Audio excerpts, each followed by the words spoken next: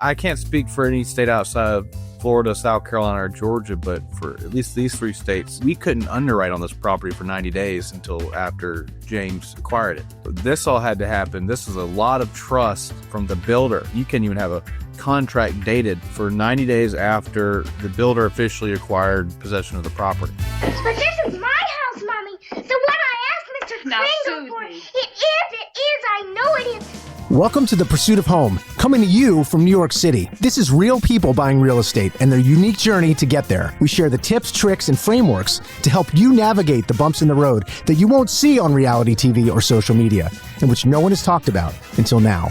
These are the emotional, psychological, ethical, and even spiritual challenges you're more than likely to encounter yourself. Learn from experts who've been there and hang out with me, Scott Harris, your host, who's helped thousands of people buy homes in Manhattan over the last 2 decades. Welcome back to The Pursuit of Home. I'm Scott Harris.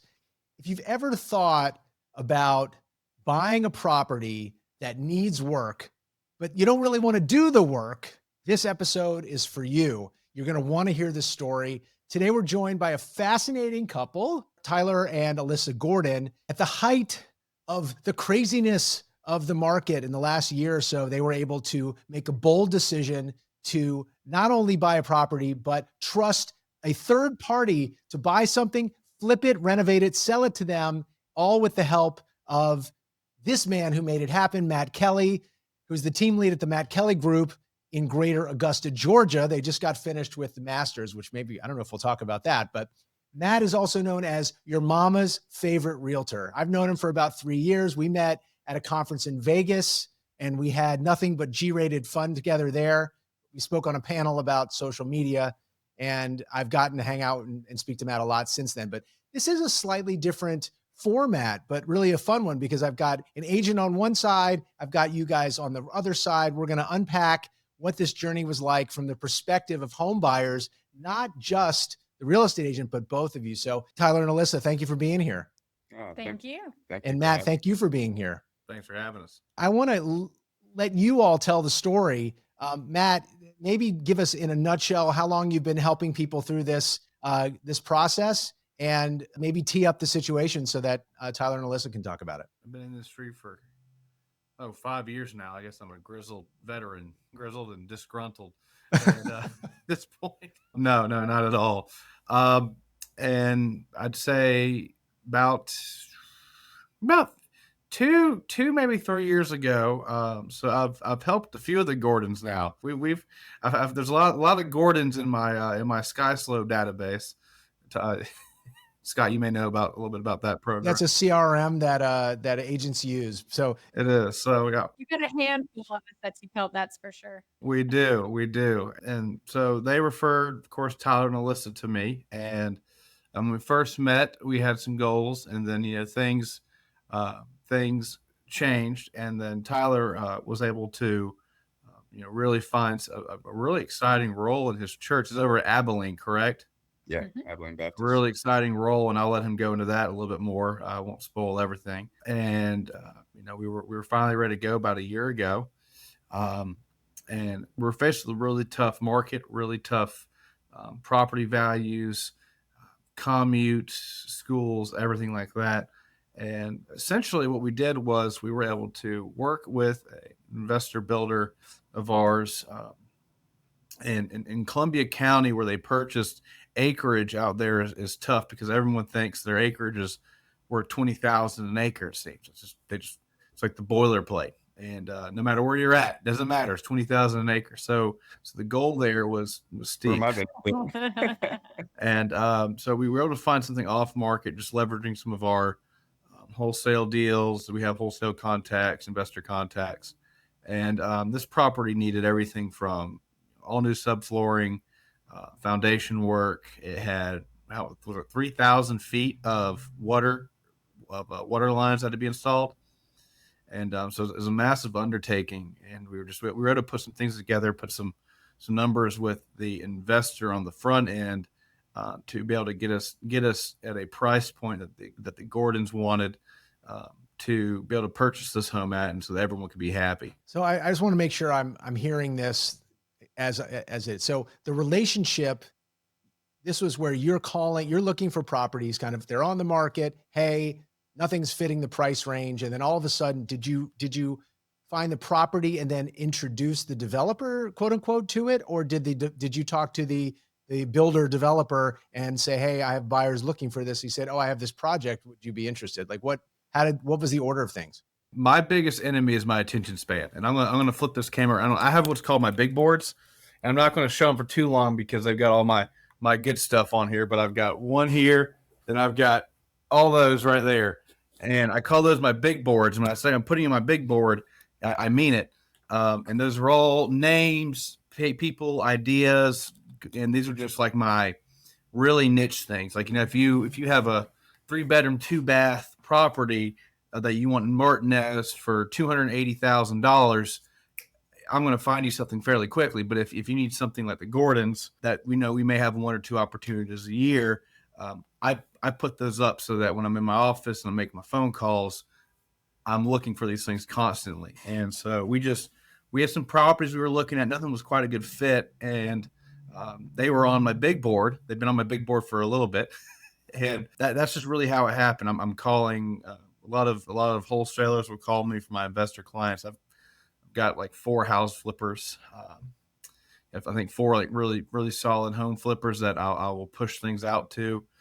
It's been pretty fun process for the most part. You run into some interesting situations. I think Alyssa originally sent him the link, I did. and it was all beat up, 130,000. And what it was is, hey, you either need to get a conventional loan or cash. And we couldn't qualify for a conventional loan, and we certainly didn't have the cash. And it was literally months later, he goes, hey, or a month or so later, hey, I know somebody who's buying that property, and I think we can work something out. You have a relationship with Matt because he's helped your family quite a lot. People, yes. So the trust there with Matt is there. Oh yeah. Oh yeah. Yeah. Definitely. And Matt's a bulldog. He'll go after it. All of a sudden you're introducing this other person who's going to be renovating the house. How did you structured the deal so that you didn't have to buy it until it was completely done? Is that how you? Yeah. That was it.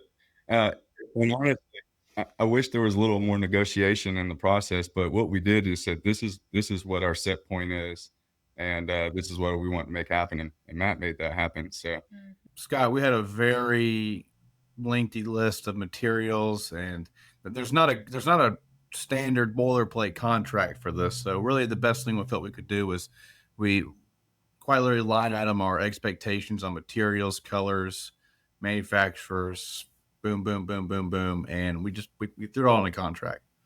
We want these brown laminate vinyl plank flooring. We want these countertops. We want these fixtures, these colors, these finishes. I even picked a specific kitchen sink. Yep. When you gave your list, did the builder go, I can't do this one, but I can do this? Did it get to that level of detail? there was a few points, but that had more to do with like, can we widen up this space? He was like, if we do that, we might have to work out a foundational beam or something. So that might cost more or something like that. But yeah, it was nothing that he said he couldn't do. It was, he gave us options and we were like, okay, yeah, we can scratch that off the list then. What I'm hearing, and my jaw is, you don't see my jaw on the floor, but I'm kind of in shock here, that he bought the house for $130,000 and your budget was around $300,000. Does that sound right? Give or take, or maybe a little less? 250. That was our absolute max. So 250 was the max. And you wanted a few acres. You wanted some acreage. So you were able, the house, most places were thinking $20,000 an acre and you got 5 acres plus the house, that leaves, my math is wrong, but that leaves like $20,000 to do a full renovation. How did the builder, is just a magician? This sounds amazing. I don't know what his actual net profit was. He purchased the property for 130. He earmarked it was like $80,000 on this, and so his all-in was 210, 220, something like that. It wasn't his most lucrative project ever, especially with the water lines that had to be done. But when we had bringing an end user definitely brought value to him. We didn't have. We were able to limit some marketing costs, and I think the way they handled the commissions and stuff are handled in Georgia. So we were able to kind of save on those, and it just definitely came down to the fact I know where this guy lives.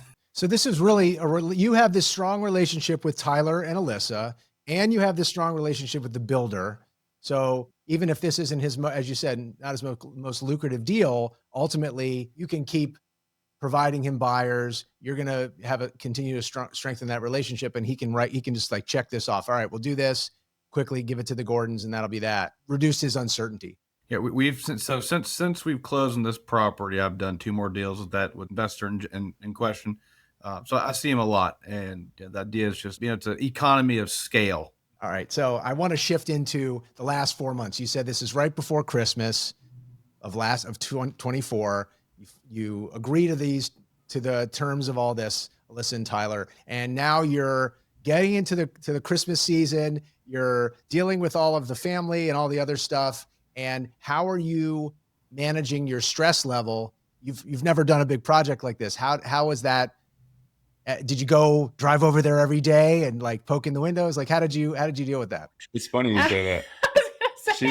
She's stressed about every little thing. Oh my goodness. I was the one that Tyler was like, it's going to happen. Like, however it happens. I was like, no. Well, from the very beginning, the way that it played out, for me, I just knew that God was using this to benefit our family. And God used Matt in a mighty way. He used the investor in a mighty way. And not to say he did it all just for us, but it worked out for everybody. And so that was kind of my sense going into it. Look, the Lord's going to use this to bless us. And if something happens, he's going to work it out. And she's like, oh my goodness, what about this? What about that? I remember every Sunday after church, I would try to get Tyler to drive down to the property. I was like, Tyler, let's just drive down there and see the progress. And the progress was real slow, by the way. We were really, which was making me nervous. Yeah, we were really hoping to be in by the end, or by December, really. And then by January, and then by February, our lease went out in February to our house. Yeah. So we were like in limbo with our the house that we were renting, because we had to re-sign a lease come February or we had to move out. And so thankfully, it all worked out. But I was the one stressing every day for like 4 months. We did finally move in. Was Tyler? He sounds so calm, and I don't want to. I'm going to come back to Tyler for a second there, but was his calm also stressing you out? Yeah, but that's our life. Yeah, you got that on the head. So it sounds like Tyler's got his faith on speed dial a little bit more, and you've got Matt on speed dial. I was driving that crazy. Yes. I want to add these 2 things, and the real estate professional will get a good chuckle out of this. We're dancing around the 90-day FHA rule here too. Tell me more about that. So I can't speak for any state outside of Florida, South Carolina, or Georgia, but for at least those 3 states, we couldn't underwrite on this property for 90 days until after James acquired it.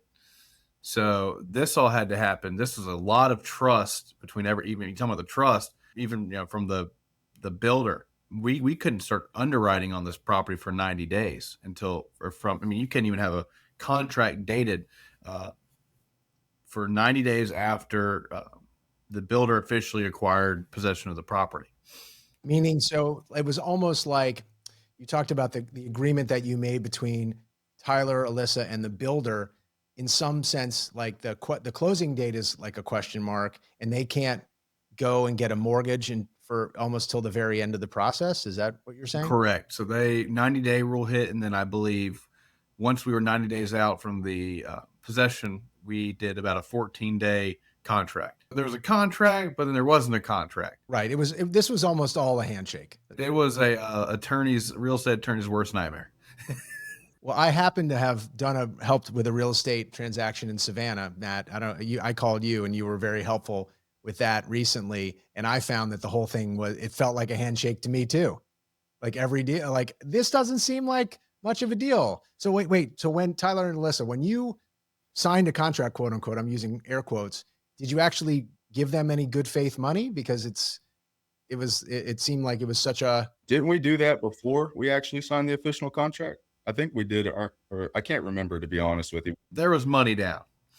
There was a deposit with the builder that was made. We had to do a deposit with the builder. Some people out there don't know that I'm originally from Louisiana. So I have a little bit of, maybe a little bit more of a sense of, hey, your word is oak and all of that good stuff. But like in New York, the New Yorker part of me is wondering what else could go wrong. The developer could probably find another deal. This was all based on good faith and goodwill to me. I knew James, and I didn't know him personally, but when I found out that who we were getting the mortgage from, and I knew his pastor, and I knew what church he went to, I was like, this is going to work out great because we can hash this out together if we need to amongst brothers and sisters, before anything gets serious or falls apart. So yeah, but our family also questioned what we were doing too, and we were like, this is our thing. I want to talk about this a little bit. I mean, this, whether somebody goes to church and has those kinds of really strong ties that in a way will guarantee, hey, this person is going to be on their best behavior. You know, you have some sense, hey, you know, the behavior will be somewhere in this bounds from here to here. It's not going to be where somebody's going to really misbehave. I think everywhere you want to create the conditions where people act as they should, right? And it sounds like that was a big key to helping you sleep at night. Does that sound right? Yes. yeah, well, and even as a non-believer, when somebody has a reputation on the line, even that is something that you can be confident that they're not going to want to spoil. You know, it's like Matt's got a great reputation, so it certainly doesn't want somebody, not that we would, but, you know, being displeased with him, bashing him, and so forth and so on. So, or at least, you know, if something bad happened, they go on to tell the truth. Even that can hurt even a good person sometimes. Yeah, no, I hear you. So I have a couple final questions for you guys. Is Matt still your mama's favorite realtor after all this? Yeah, I don't know what happened to the voting there. I put my sign in the yard for that raffle. I didn't get a response, but I'm assuming somebody won. It wasn't me. No, Matt will be the only realtor that we would recommend. 100%. Okay, I love that. And if there's one big lesson, and by the way, Tyler and Alyssa, you could have different lessons, the two of you, each of you, but is there one lesson that you really take away that you share with friends, or that you've talked amongst, you know, between the two of you, that, you know, something you learned through this process? You know, I kept telling him, just trust me. Just trust me. This is going to work out. Just trust me. Tyler was out there installing fence posts before closing. He was all in. I said, Tyler, I'm going to tell you this. The old adage is, do not put money in something you don't know yet. He said, nope, it's happening. I'm putting out fence posts tomorrow morning. Let the builder know. I said, all right, sounds good. Well, I think between Matt and Tyler, I knew it was going to happen, even though it didn't, you know, happen. Even though I was a worrywart the whole time, I think just between the two of them, we just knew it was going to happen. Yeah. And I'll tell you what, Scott, my new neighbors, when I met them before we closed and bought the house, I was like, this is where the Lord wants me. Yeah. And so far, he's done nothing but confirm that since we've moved in. With a whole month now, we've been in, and it feels like we've been there forever. So it's home. I want to end with this one question. I ask a lot of people this, you know, after all you've gone through, it sounds like a much shorter version of a renovation than we have here in New York. These things can take 9 months, 12 months, 2 years, who knows? What does home mean to you? And has that changed since you moved into your new house? It has. Home is just comfort, and it's your safe place. And for the first time, we've been together, 14? We've been married, How do you get that wrong? I'm supposed to get that wrong. And of all the houses that we've been through together, this one just feels the most safe. Yeah, for her, it's safety. For me, it's the land. It's being away from cars that can potentially hit your kids in the driveway, or just the little things like growing your own food, backyard. All those things I've always wanted as a kid. It's just kind of, the Lord just made it happen through Matt, of course, and he's great through the whole process. We appreciate him. Yeah, this house checked off every single thing that we required in buying a house. Oh, minus the square footage. It's only 1,000 square feet. Hey, that's something that probably a lot of your listeners will go, ooh, I don't know about that. But yeah, we make it home. It's 3 bedrooms. We have 3 kids, 2 girls. They share a bedroom, 1 boy. He has his own room, and everything's just worked out. Yeah, I tell people all the time that we prayed very specifically on what we wanted for this house. And God's sense of humor is hilarious because he gave us everything, but we didn't specify how big we wanted the house. Oh, and I'll leave you with this. One of those specific requests is, God, if the mortgage is over blank, blank, blank, we can't do it. He made it $20 minus that. I have no words. I love it so much. You ask and you shall receive. Tyler and Alyssa, thank you for being so open about this. This is really one of these conversations that I will always love. People out there really need to hear that they have to have a little bit more faith every day, and more than that, to also find a partner in a real estate agent who can help build your belief that that's going to all happen. So, Tyler and Alyssa, thank you for being here. Matt, thank you so much for setting this up. And we'll make sure, Matt, we'll put you have so many funny, lighthearted videos on your social.